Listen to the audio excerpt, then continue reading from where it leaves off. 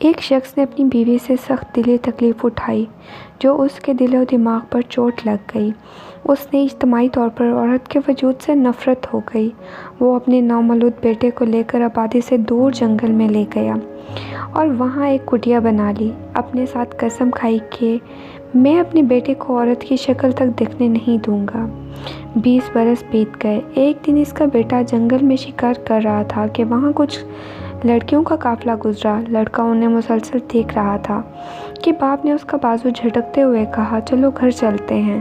جب بیٹے نے پوچھا کہ وہ کون سی مخلوق تھی تو جواب میں اس سے پہلے کچھ بھی نہیں دیکھی، تو باپ نے تنگ آ کر کہا کہ وہ دوسرے جنگل کا ایک جانور ہے جسے شتر مرغ کہتے ہیں۔ رات ہوئی تو بیٹا کروٹیں بدلنے لگا، کبھی چھت کو دیکھے کبھی باہر جائے۔ رات کے آخری پہر باپ نے تنگ آ کر پوچھا کہ سوتے کیوں نہیں ہو، کیا وجہ ہے؟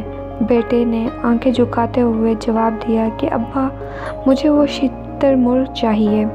کہنے کا مقصد یہ ہے کہ انسانی فطرت کو بدلا نہیں جا سکتا۔ فطری خواہشات فطرت کے اصولوں کے مطابق جنم لیتی ہیں۔ انٹرنیٹ کے اس دور میں مرد عورت کے تعلقات قائم ہونے کے لیے چند سیکنڈ بھی زیادہ ہوتے ہیں۔ ہم ذریعے کو ختم نہیں کر سکتے، لیکن دلوں میں پیدا ہونے والے خیالات کو آگاہی اور منطقی تربیت اور پاک تبدیلی سے ضرور ختم کیا جا سکتا ہے۔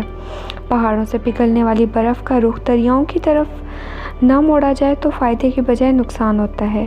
بچے کو کوئلہ پکڑنے سے پہلے ہم اس کی تربیت کرتے ہیں کہ وہ اسے نقصان پہنچائے گا۔ مسلمانوں کا آج سب سے بڑا مسئلہ اپنی نوجوان نسل کے سامنے کھڑے ان کی ذہنی عمروں سے بڑے چیلنجز اور وقتوں کے تقاضوں کو نہ سمجھانا اور گھریلو تربیت کا فقدان ہے، کیونکہ بقیہ ادیان تقریباً اعلانیہ اور غیر اعلانیہ اتحاد کو اختیار کر چکے ہیں۔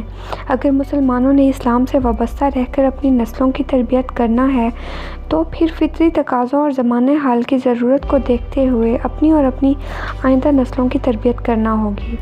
تعلیم، تربیت اور شعور یہ لازم و ملزوم ہے، ورنہ ہماری اجتماعی موت ہمارے در پر کھڑی ہے۔